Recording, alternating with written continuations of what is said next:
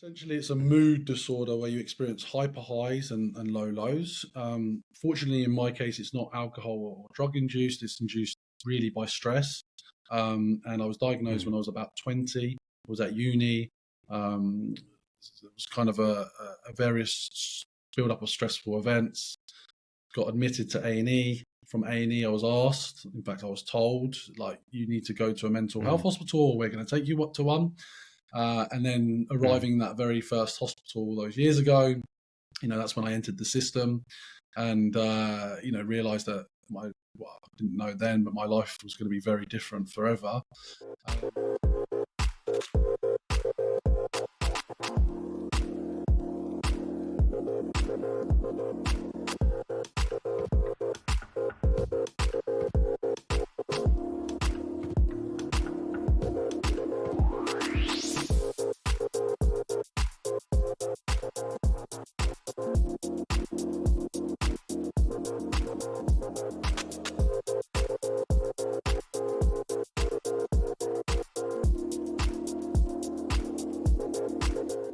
Hello, listeners, watchers, and subscribers. Welcome to another chapter and another story on the SDR Disco Call Show. So if this is your first time joining or you're a returning listener and watcher, this show is all about the world of sales development in tech sales. And my journey, my job, is to help find interesting people within this industry to learn more about their stories of how did they get in here and what insights and tips can they share to help you become happy sellers. And with this guest, this is somebody I deem to be a VIP, somebody that's been on my radar for quite a while to come onto the show. And I'm really happy to say that they've agreed, and here they are today. So without further ado, guest, could you introduce yourself? Who are you? What do you do? And where do you work? Neil, well, firstly, it's an absolute pleasure. It's been fantastic to see you evolve this show and also your visibility over the last few years. So I appreciate the kind words. My name's James Ski. I'm the CEO and founder of Sales Confidence. We are building the world's most valuable B2B sales community. We focus on helping salespeople from SDRs right up to sales leaders with their mindset, well-being, and performance, and helping them understand how to invest their money now. Learning and development membership subscription. So anyone in SaaS sales can become a member of Sales Confidence, and then we support them with mentorship, coaching, peer groups, masterclasses, and then content and events. Thank you so much. And that's beautifully said, James. And with a lot of our listeners and watchers, as we know, typically we have SDRs and BDRs, but sometimes I like to bring on leaders to this show, especially when they really benefit our audience and help people that are in this role as well. So that's kind of why I've brought James on. And I've seen the amazing things that he's done, and I've been to his events, so I've seen it firsthand. So definitely you're more than welcome on this show, James. And obviously we've got an international base out there of audience. Where in the world are you based, James? So I'm in Brentwood, England, which is east of London. However, I'm originally from Windsor, which is west of London. That's where I grew up and went to school. Team UK. And James, outside of sales, what do you like to get up to, and what are your passions or interests, James? So I've got 3 children, 2 boys and a girl. So most of my attention and time is with them. We go to the driving range, we go bowling, we do tennis, swimming. My sons play rugby. So to be honest, most of my attention is focused on them. And if I'm not with them and I'm not working, I'm still thinking about work. Love it. Thank you very much for sharing, James. And as a gentle reminder for our listeners and watchers, if you're listening to this in your local podcast platform, please make sure that you give this episode a rating and share it with anybody that you think could find value from it. And equally, if you're watching this on our YouTube channel, don't forget to like, comment, and subscribe down below. And also, if you have any questions for James from this episode, put them in the comments. And what we normally do at this point of the show is we visit our guest's LinkedIn profile, and all of our guests' LinkedIn URLs will be within the show notes. So if you want to pick James's brain or learn more about sales confidence, feel free to reach out. So with James, he's somebody that produces a lot of content out there for sales professionals. And if anything, I'm intimidated by it because there's so much coming out, but it's really valuable. So highly recommend giving him a follow. But you've had quite an extensive career. And, if we go back to the days of 2009 being an SDR at Obit, you've been a consultant, you've been a VP, you've worked for LinkedIn, you've worked as an advisor for Drift, founder at SaaS Growth. And, most importantly, for the past near enough 7 years, you've been the CEO and founder of Sales Confidence. So very curious to know, James, in your own words, could you walk us through, like, from the beginning of how did you get into sales and the journey to where you are today, sir? Sure. So personally, I always knew I was going to be in business. I always knew that I wanted to be in sales. I didn't fall into it. And the reason being is I was inspired very early on with a girl that I fancied's dad, who was a successful businessman. And I learned that he was a salesman and an entrepreneur. And I wanted to, spend time with his daughter. So I wanted to impress her. So I tried to learn about business and sales. I would say professional role in an office in sales, I found via an assessment day. So you probably come across Venatrix, Elaine Yeah. Tyler, similar setup to that. And it allowed me to show up, demonstrate potential. And I got a role working for a telecoms company. It was based in countryside in a barn called Obit, as you mentioned. And Wow. I had, a very entertaining sales manager.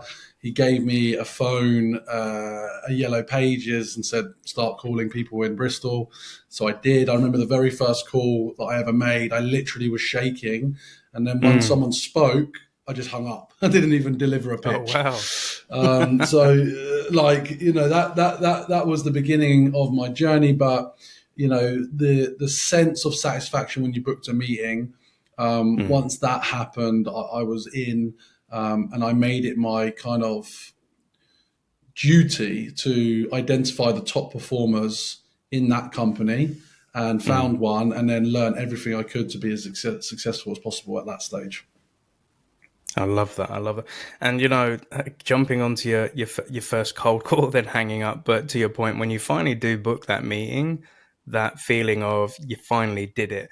And in terms of like booking those meetings and having those sales teams around you, what would you say for a brand new SDR that's about to pick up that call and they're going through those first nerves as well? What advice would you give to them, James? So, I mean, we did an exercise before this, right?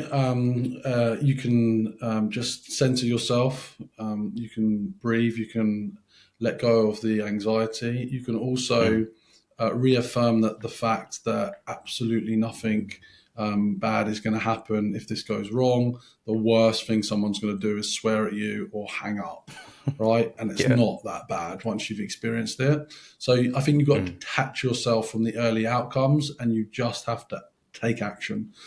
The sooner you Mm. take action, the sooner you start having conversations, the quicker you learn, the quicker you can evolve and develop. If you don't take action and you don't put in the activity every single day, it's going to take you much longer to figure out how to be successful at that stage of your career. I love that. Thank you, James. And kind of touching back on that, where you had the inspiration of you wanted to be a successful business person, and a question I'd love to ask is, to you, what did success mean, and why was it that you wanted to be that successful business person, and how did that come about, James? Good question. So I come from, I mean, modest. I did come from a middle class family. My dad was a doctor. My mum was a nurse, but my parents were separated. So my mum, who was a nurse, had to raise me. She worked very long Mm. hours, was on call a lot. And, I always felt amongst my friends that I never quite had enough money to do the things I Mm. wanted. I always had a second hand bike, secondhand this. They all got the new consoles. It took me a longer to get it, and I didn't like that. I don't like that feeling. And so that motivation early on. Also, because of that example I gave earlier, I was inspired by the possibilities of being a business owner. Mm. And, very early on, I was attracted to people like Richard Branson and, the other popularized entrepreneurs. And I just saw that as a route to freedom, flexibility. And I just realized that the idea of just being an employee and working for someone, was not the route that I was going to spend my life or career doing. So I Mm. wanted to spend the time to figure out how to get to becoming a business owner. I've come across, but I think also sometimes people come in thinking that money could be solving all of their problems as well. So I think money isn't just that part of it. And I think also, you look towards idols or people that have already done those successes. And I think another thing I've learned is it's always good to rub shoulders with people that are maybe 6 months or a couple of years ahead of where you want to get to. But I think, coming down to that money element or wanting to come into sales to be successful, what other qualities do you think people should be aspiring to, or, wanting to gain from that? Well, to be successful in sales, you need to be an expert in your field, not just an expert in sales. So whatever product, service, offering that you have, you need to become an expert. You need to become a trusted advisor to the prospects and customers. And you have to be hungry and curious. For me, curiosity is the most important trait of an SDR, asking questions all the time. Fortunately, my school did teach me that, and I'm relentless with it. It surprises me these days how few questions get asked in events, in classrooms, and training rooms. If you're not asking questions, you're not learning. So questions and curiosity is really, really important. And then, wanting to satisfy the need of the people you're servicing in terms of those customers and prospects to add value, actually want to fulfill that and have a desire to help people and do that. And then there has to be some burning desire in you to work towards a greater grand vision of yourself. So, money is the major reason why people are in sales. There's a lot of stress, and because of the money, you could argue it kind of makes up for it. Maybe not quite, but it is beneficial to be earning, significant sums. In fact, we launched the 100K Club, which is for aspiring salespeople to, set that goal within 3 to 5 years of entering the profession to earn over 100K per year. And it's completely possible in this industry. It's not accessible it's accessible to everyone, but not everyone will achieve it in that time frame. You still got to demonstrate other traits. Just the pursuit of money is not going to be enough. So the next question that I wanted to ask also, James, was when I've looked at your LinkedIn profile and I've seen you've been in various companies and various startups, and obviously this is helping build your journey to becoming a founder. There must be also some tough learning curves that you've gone through as well. And I was just wondering, what kind of experiences or tough, hard times have you gone through that you feel has benefited you out of it after? Oh my God, so many. I don't know if I'm attracted. These bad experiences are attracted to me more than others. What can I share? I guess the obvious one that I do talk publicly about is I'm diagnosed with bipolar, which is a mood disorder.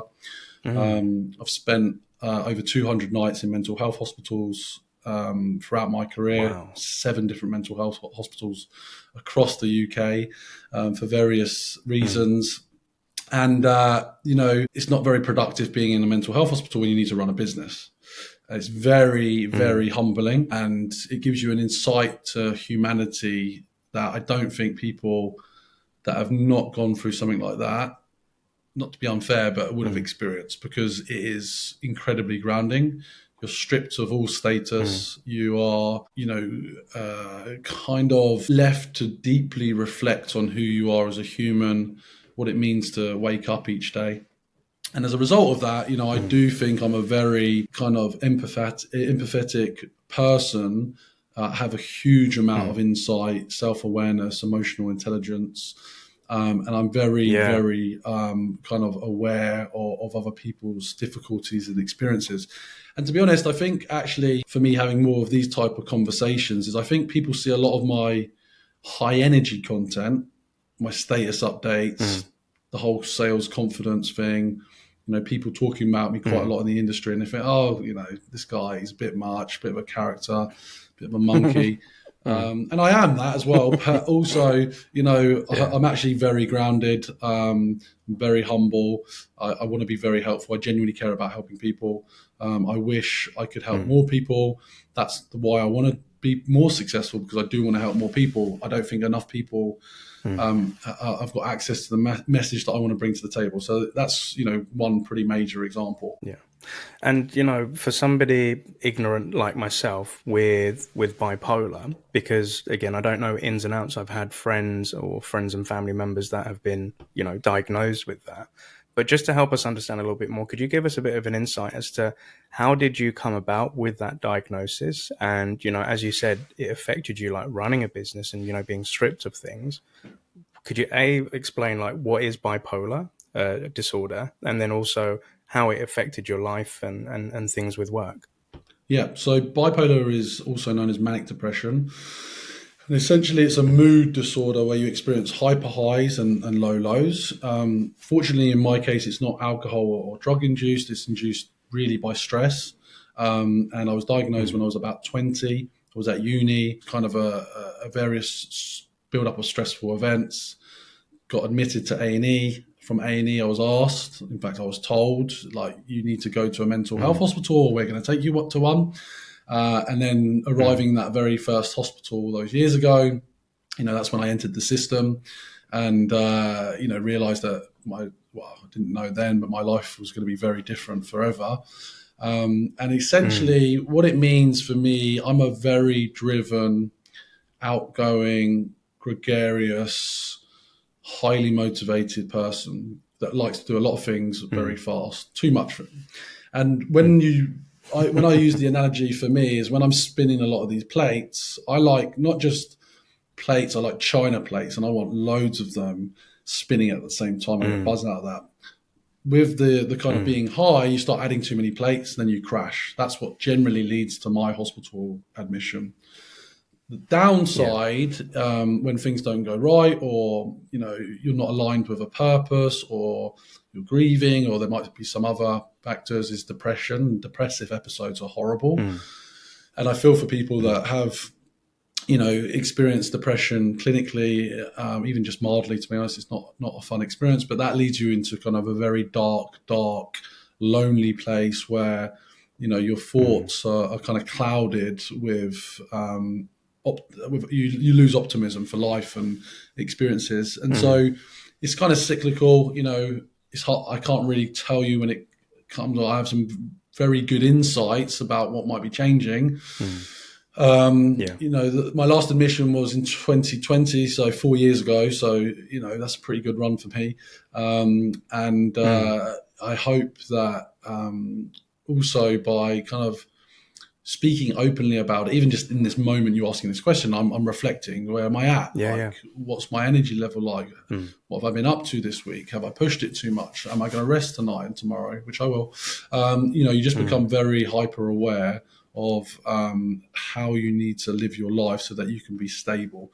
Otherwise, it's not productive, and you lose out on a lot of things. Thank you so much for sharing and giving that insight. And I'm also curious to know, navigating like sales, it can be a very highly stressful environment. You're dealing with targets, you're dealing with personalities, you're dealing with finances, and all these stresses that come about. How are you able to like navigate through this, or like where your mind is in that place? So I do have a huge capacity for pressure and stress.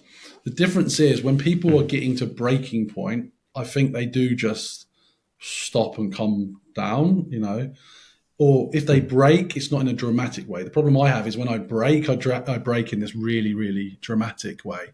But generally, I just live and breathe sales. Like for me, it's so natural that it doesn't maybe cause me as much pressure as other people, nor with business. Like I've had just this week alone, mate, if I'm not going to go into it on this conversation, but I've had stuff happen this week, literally that has been shocked me to my core.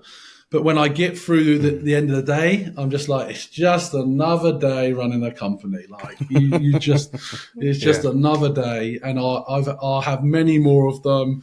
So what do we need to do to get through it? Let's figure it out and move on to the next thing. That's going to surprise us and shock us. So there's plenty that kind of goes on. Yeah. I love that, and I can resonate as well, because I've been through quite a few traumatic things within my lifetime, right? That has affected my mental health. And sometimes if I've done a training session or a coaching session or a Zoom, or I've recorded it, and kind of what I'm saying here is sometimes I have to put on a face. I have to put on a kind of mask when I go into work mode.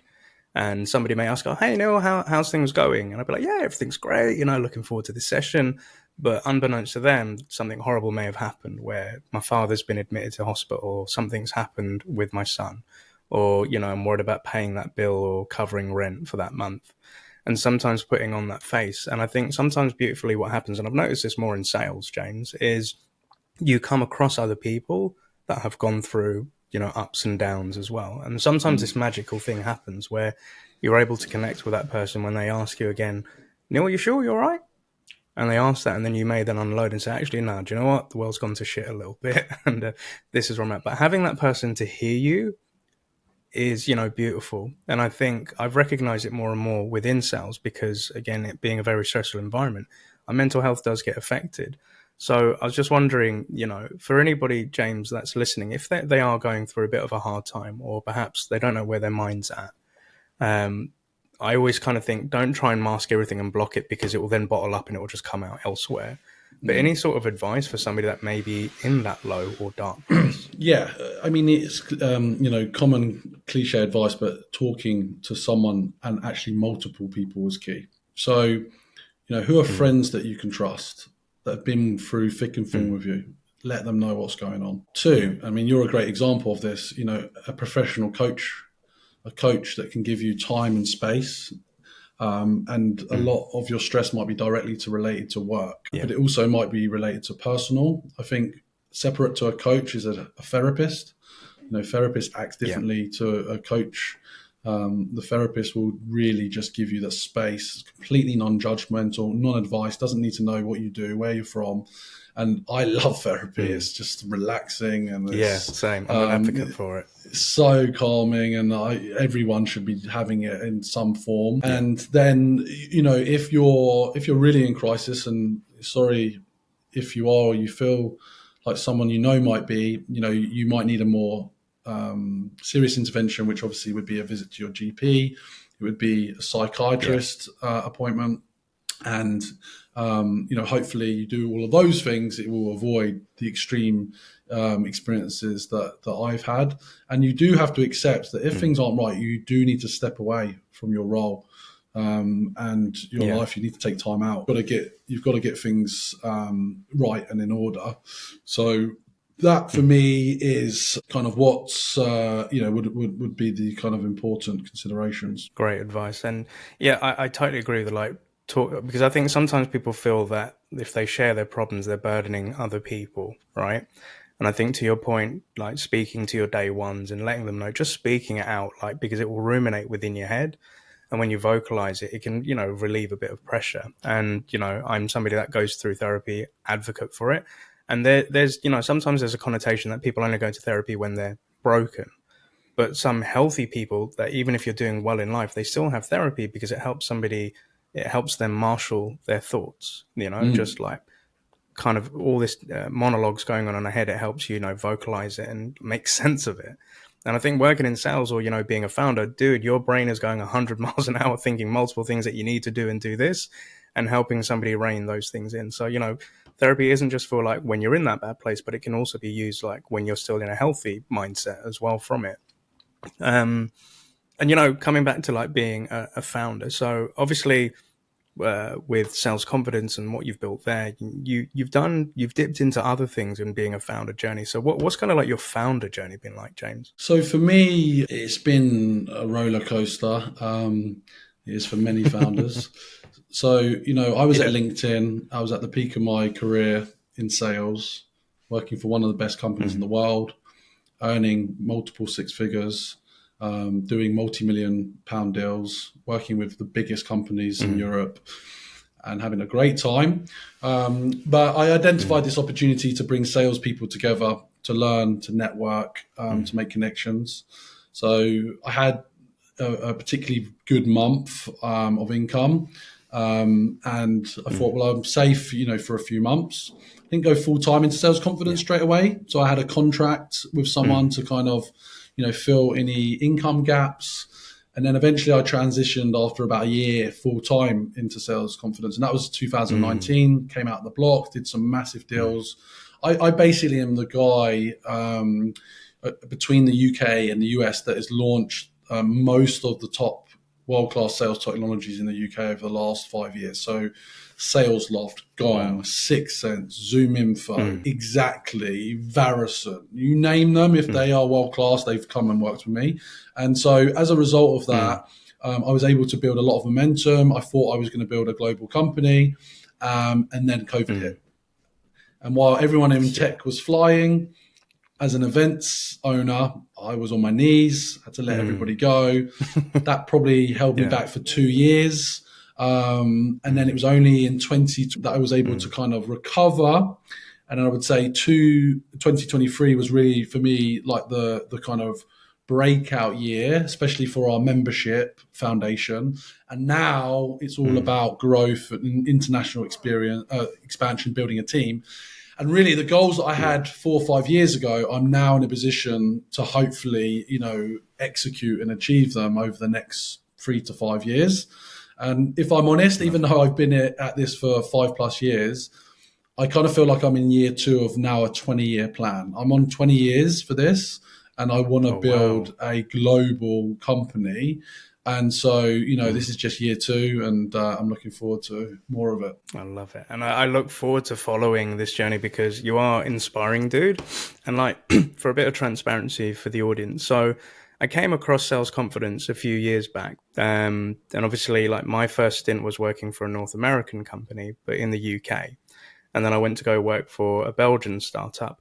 And then I kind of realized that this SaaS thing was taking off around London and there was a huge buzz around it. So you had the likes of Sales Confidence, you had Venatrix and all of these events. And there was a conceited part of Neil, which was kind of like, I don't want to join in with groups and I don't want to be labeled as part of something yet because I like to be independent, right? But I think, to your point with COVID, I was screwed. I was a sales trainer that was traveling, across the UK to Europe, and I had all my clients. But then when everything went to COVID, nobody was looking for a face-to-face sales trainer. And I had to kind of turn into this remote mode and I had to adapt. And then, with Sales Confidence, you guys were doing a lot of online events. And I was like, cool, I can join the sales crew. I can feel part of something. It can fill my day being bored at home in my flat. And I started seeing more and more of the events and then, connecting, seeing what you guys were doing with Venatrix. And I was like, okay, I like these people. But it took me a very long time. And it wasn't up until last year that I came to my first Sales Confidence event. And, it was for SDRs and BDRs. You had some great guest speakers. And, I met Andy Laws and the Cognism lot and all of that. And I was like, you know what? This Sales Confidence lot's actually got quite a lot of bang going on. And I really enjoyed it. So that's, I kind of want to move on to with Sales Confidence and what it's all about. So as a gentle reminder for our listeners, everything that we've discussed here, you're going to be finding the links into it. So, having a checkout on Sales Confidence, as the founder, the person that's building this, and as you mentioned, you're looking to try and help as many sales professionals as you can. Could you tell us, all right, what is Sales Confidence about? Who is it for? And, what do you get by becoming a member and subscribing to them? Sure. So, in essence, for a salesperson new to sales or an SDR or an AE sales leader, we're a learning and development platform that you can subscribe to like a membership, like a gym membership, where you get access to expertise, content, training and development, and events and learning materials. So if we break that down, one of the first things that we do is connect you with mentors. You mentioned it, people that are maybe 6 months or 18 months ahead of you that can give you insights and a playbook and training, advice, etc., etc. The second piece is professional one-to-one coaching via my sales coach. Every one of our members gets access to my sales coach, and that fulfills one-to-one professional level coaching that you can allow to have a professional that's paid. They do this for their career to give you insights, coaching, development. Then for us, what's very successful is we have these peer group circles that are facilitated with experienced facilitators. Once a week, you jump on a virtual call, share your challenges, share what's working, share what's not working, and take it from there.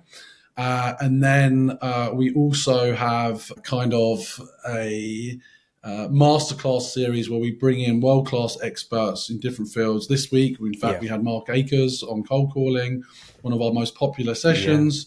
And you've just got, it's basically it's an accelerator for people that are in sales that want to get to the next level of their career, whatever that next level is in their career. So if you're a leader, you're a VP and you want to become a CRO, we'll help you get there.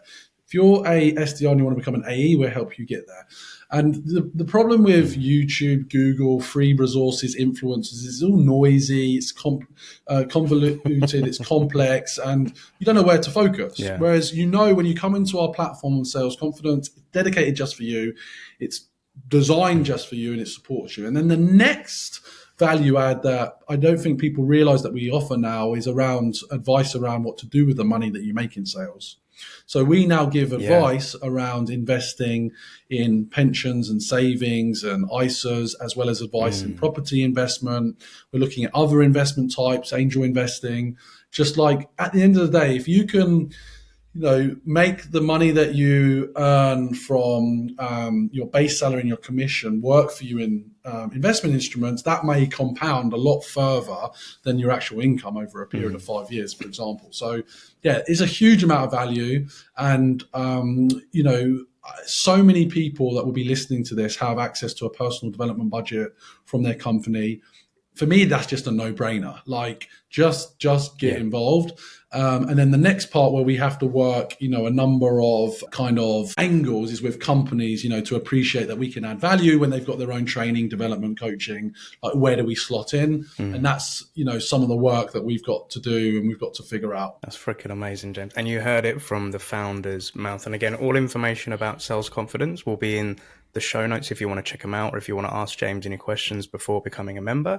And again, I'm not paid or sponsored by Sales Confidence yet, but I truly believe they're doing some great stuff, and actually going to the events as well. And, finally shaking James's hand and meeting you in the flesh, dude, it was amazing. And I think being in that room, we had a massive audience, and you had the guest speakers, the stage, like the free food, the beers, and everything like that. Just the buzz and the hype. I hadn't experienced anything like that for years, right? Except for like maybe going to a company SKO. It's kind of that vibe. And I also love that piece where you're teaching them financial intelligence, because it's a topic I've discussed on the show before, where a lot of SDRs come into new wealth and they're not sure how to manage it. And it's all great wanting to earn 100K, but it's what do you want to do with it? What investments or portfolios do you want to build? And, I've only just started learning about investing. It's something I've always wanted to do, and finally getting into that. So I think that's really important. So you're not only helping them come into the career, but you're helping them, as you said, accelerate within that career, but you're thinking about the long game as well, right? So I've got kind of two questions for you. The question number one is, what does it feel like, having this idea in your head, bringing it into fruition, and being in a room full of all of these members? What's that feeling like for you, James? It's a buzz. I love the events. I particularly love, my favorite event is the SDR one, because the energy, the optimism, the hope, also, the slight naivety of what is all this about. But they're so hungry. They're so hungry, and therefore, they're young, energetic, they're passionate. They want to have a good time. And being on stage and getting to celebrate. Me, I like public speaking, a bit of entertainment.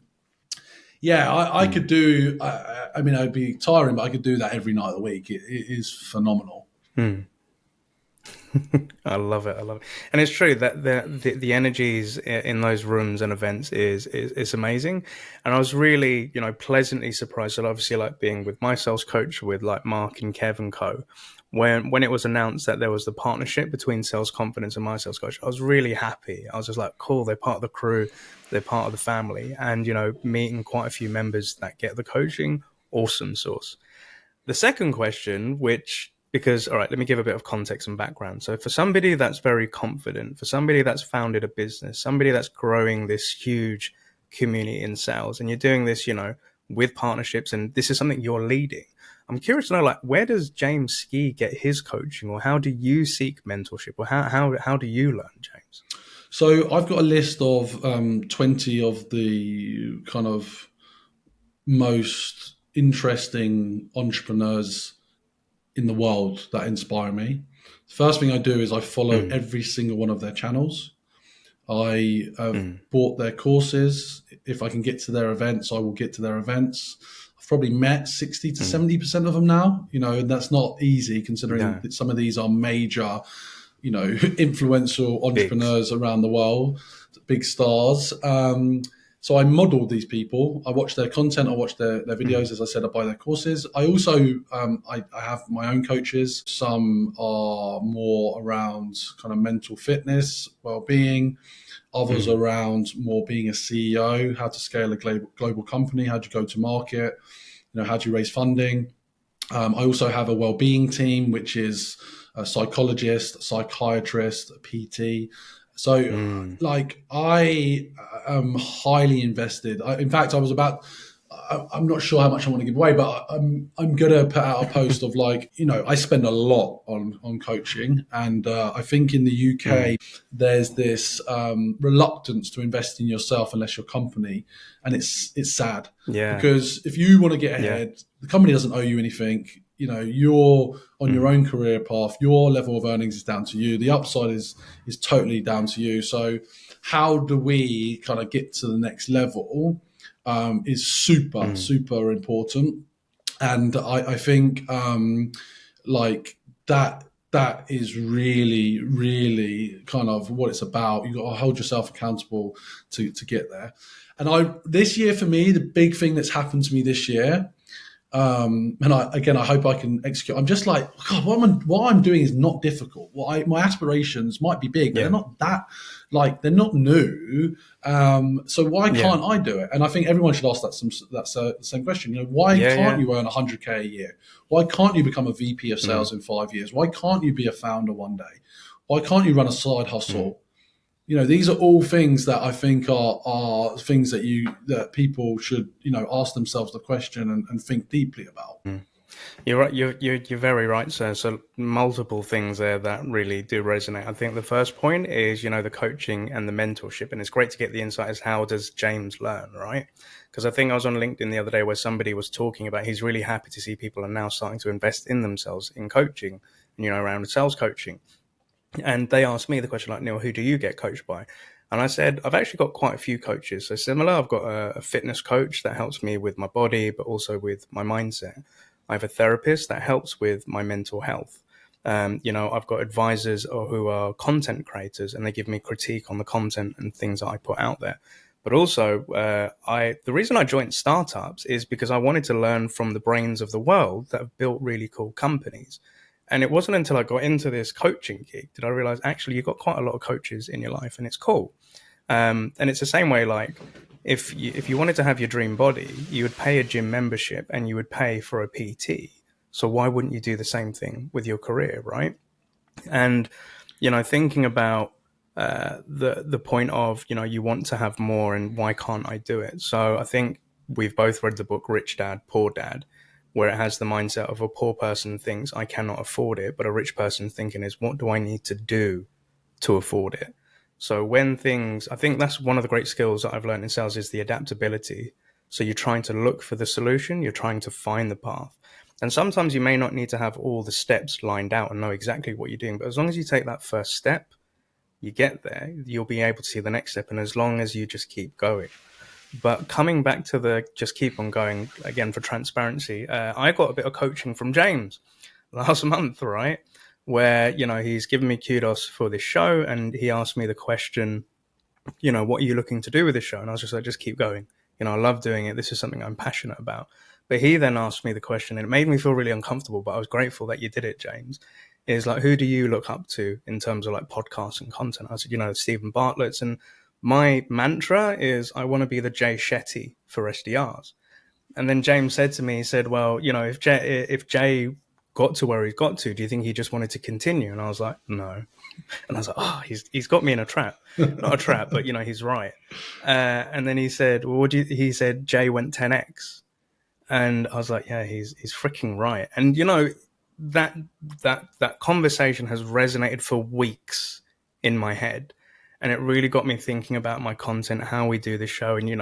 And, we will be looking to take it 10x somehow. We're going to I don't know how we're going to do it, but I think you taught me a lesson. You was like, so how do you take it 10x? And I said, I don't know. And he said, well, what you need to do is go look at those people's podcasts, see how they create their content, study it. And, let's have a chat about it. So I'm looking forward to that discussion as well. And I've done a little bit of homework. Well, that's cool. But, I got some coaching from James. I appreciate that. I mean, that's nice to hear. And, that it landed, but you have to be open minded. So a lot of Yeah. salespeople, unfortunately, are very closed minded.